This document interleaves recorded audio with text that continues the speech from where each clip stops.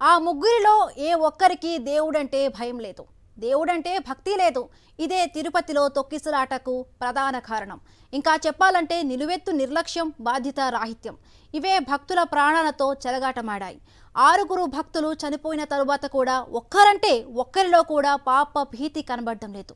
భక్తులు పోతేనే మనోళ్ళు భద్రంగా ఉంటే చాలు అన్నట్లుగానే ప్రవర్తిస్తూ ఉన్నారు. ఇంకా ఆ దేవదేవుడి సాక్షిగా రాజకీయాలే చేస్తున్నారు. తమ ఘోర వైఫల్యాన్ని దాచిపెట్టేందుకు మూకుమ్ముడిగా కపట నాటకం ఆడుతున్నారు. ఇష్యూ డైవర్షన్ కోసం రోజుకు కుట్ర తెరపైకి తెస్తున్నారు.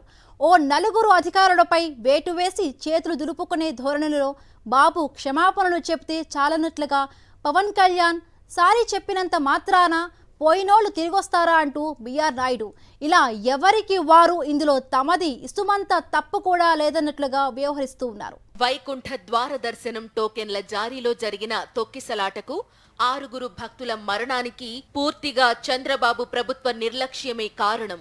టీటీడీ చరిత్రలో ఇది మాయని మచ్చ.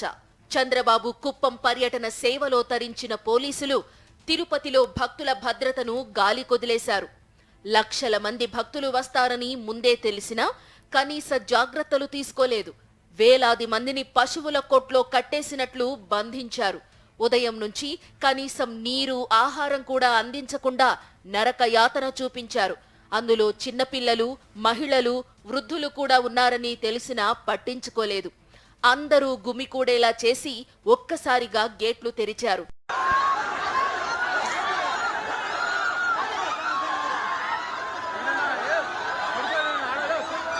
బాబుతో పాటు TTD chairman, EO, JEO, SP, collector, ఇతర అధికారులు అందరికీ ఈ పాపంలో భాగముంది. తిలా పాపం తలా పిడికెడు అన్నట్లుగా పరిస్థితి మారింది. ఇంత జరిగిన తరువాత ఏ ప్రభుత్వమైనా ఏం చేస్తుంది? ఆ దేవదేవుడి సన్నిధిలో భక్తకోటికి క్షమాపణలు చెప్పి టీటీడీ చైర్మన్, ఈవో, జేఈఓను పక్కన పెట్టి మొత్తం టీటీడీ బోర్డు మొత్తాన్ని రద్దు చేసి అత్యున్నత స్థాయి విచారణ జరిపించి ఈ దుర్ఘటనకు కారణమైన వారికి కఠిన శిక్షలు పడేలా చేస్తుంది. దేవుడంటే భయము, భక్తి ఉన్న ఎవరైనా చేసేది ఇదే. కానీ ఆ దేవుడి సన్నిధిలోనే ఏమాత్రం జంకు బొంకు లేకుండా రాజకీయం చేసే చంద్రబాబు అలా చేస్తారనుకోవడం పొరపాటే అవుతుంది.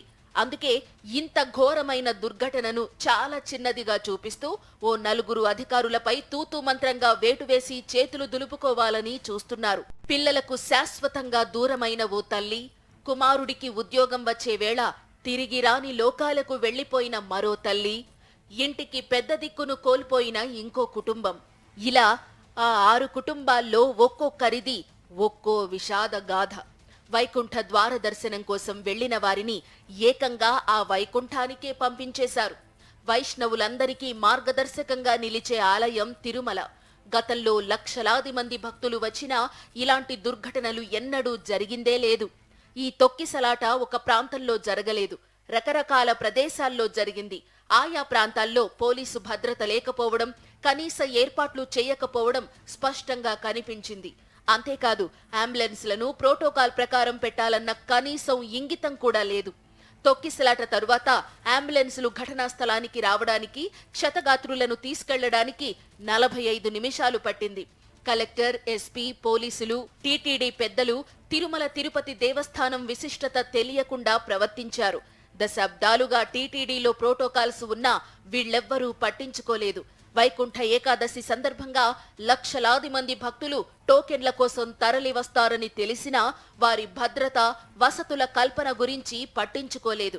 ఉదయం 9 గంటలకు వస్తే కనీసం నీళ్లు కూడా ఇవ్వలేదు. కనీసం ఆ భక్తులను మనుషులుగా కూడా ట్రీట్ చేయలేదు. జరిగిందేదో జరిగిపోయింది, తక్షణమే మన వాళ్లను కాపాడుకోవాలి అన్నట్లుగా దీన్ని ఒక చిన్న కేసుగా చిత్రీకరించే పనిలో పడ్డారు. భక్తులు మృతి చెందిన ఘటనపై ఎఫ్ఐఆర్లో పేలవమైన సెక్షన్లు నమోదు చేశారు. దొమ్మి జరిగి 2 కొట్టుకుంటే పెట్టే సెక్షన్లతో కేసులు నమోదు చేశారు. ప్రభుత్వ నిర్లక్ష్యం కారణంగా జరిగితే 105 బిఎన్ఎస్ సెక్షన్ పెట్టాల్సింది పోయి కావాలని కేసును నీరుగార్చేందుకు కుట్రలు చేస్తున్నారు. క్రౌడ్ మేనేజ్మెంట్ లో తిరుమల తిరుపతి దేవస్థానానికి ఒక ప్రత్యేక విశిష్టత, అనుభవం ఉంది. దశాబ్దాల కాలంగా ఇక్కడికి వచ్చిన లక్షలాది మంది భక్తులకు సురక్షితంగా భగవంతుడి దర్శనం కల్పించడం చిన్న విషయం కాదు. అందుకే అయోధ్య ఆలయ ప్రారంభానికి ముందు క్రౌడ్ మేనేజ్మెంట్, నిత్యాన్నదానం, ఆలయ పరిసరాల శుచి శుభ్రతకు సంబంధించి టీటీడీ నుంచి సలహాలు సూచనలు తీసుకున్నారు. అందుకే క్రౌడ్ మేనేజ్మెంట్ లో టీటీడీకి ఉన్న విశిష్టత ఎక్కడా లేదు. అంత గొప్ప వ్యవస్థను కేవలం 6-7 నెలల కాలంలోనే చంద్రబాబు భ్రష్టు పట్టించారు. తిరుమల లడ్డూకు జంతువుల కొవ్వు పూసినప్పటి నుంచే ఆలయ ప్రతిష్టను దెబ్బతీసే కుట్రకు తెరలేపారు.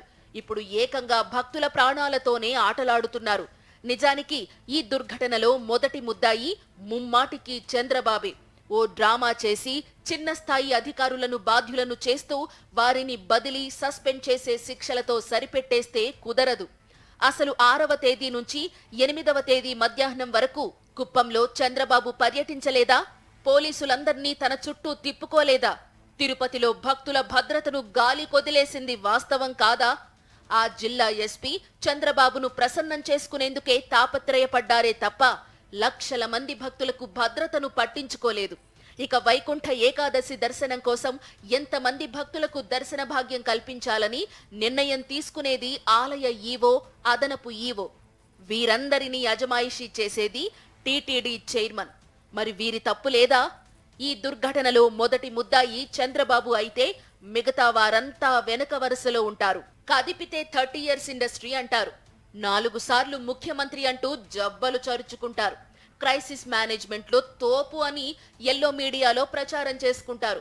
ప్రతికూల పరిస్థితులను అవకాశాలుగా మార్చుకుని అభివృద్ధి చేస్తానంటూ గొప్పలు చెప్పుకుంటారు.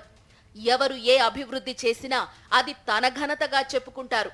ఎవరు ఏది సాధించినా అది తన ట్రైనింగే అని ఊదరగొడతారు. మరి ఇప్పుడేమైంది ఆ అనుభవం? ఎటుపోయింది ఆ క్రైసిస్ మేనేజ్మెంట్?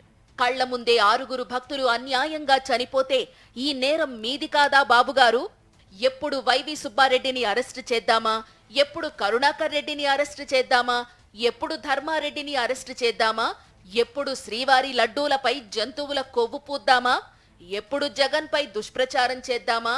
ఎప్పుడు తిరుమలను రాజకీయంగా వాడేసుకుందామా? దాని పవిత్రతను దెబ్బతీసి జగన్ పైకి తోసేద్దామా? ఈ ఆలోచనలు, ఈ కుట్రలు తప్ప తిరుమల పవిత్రతపై కానీ, భక్తుల సౌకర్యాలపై కానీ, భక్తుల భద్రతపై కానీ, భక్తులకు సజావుగా దర్శనం కల్పించే విషయంలో కానీ మీకు శ్రద్ధ ఉందా బాబు? వైకుంఠ ద్వార దర్శనం టోకెన్ల జారీ అనేది ప్రతి ఏటా జరిగేదే కదా. భారీ సంఖ్యలో భక్తులు వస్తారనే విషయం మీకు తెలియంది కాదు కదా. ప్రతి దానికి మీటింగ్లు పేరుతో రాజకీయ కార్యక్రమాలకు అధికారులను పరుగులు పెట్టించే మీకు ఇంత పెద్ద కార్యక్రమం కనిపించలేదా? లేదంటే మీ రాజకీయాలకు ఉపయోగపడే పని కాదని వదిలేశారా? టెక్నాలజీకి నేనే పితామహుణ్ణి అని చెప్పుకుంటారు కదా. సెల్ ఫోన్ నేనే కనిపెట్టా అని డప్పు కొట్టుకుంటారు కదా. సత్యనాదెళ్ల మీ శిష్యుడే అన్నట్లుగా కలరింగ్ ఇస్తారు కదా. మరి వైకుంఠ ద్వార దర్శన టోకెన్ల జారీలో ఆ టెక్నాలజీ ఎందుకు ఉపయోగించుకోలేకపోయారు?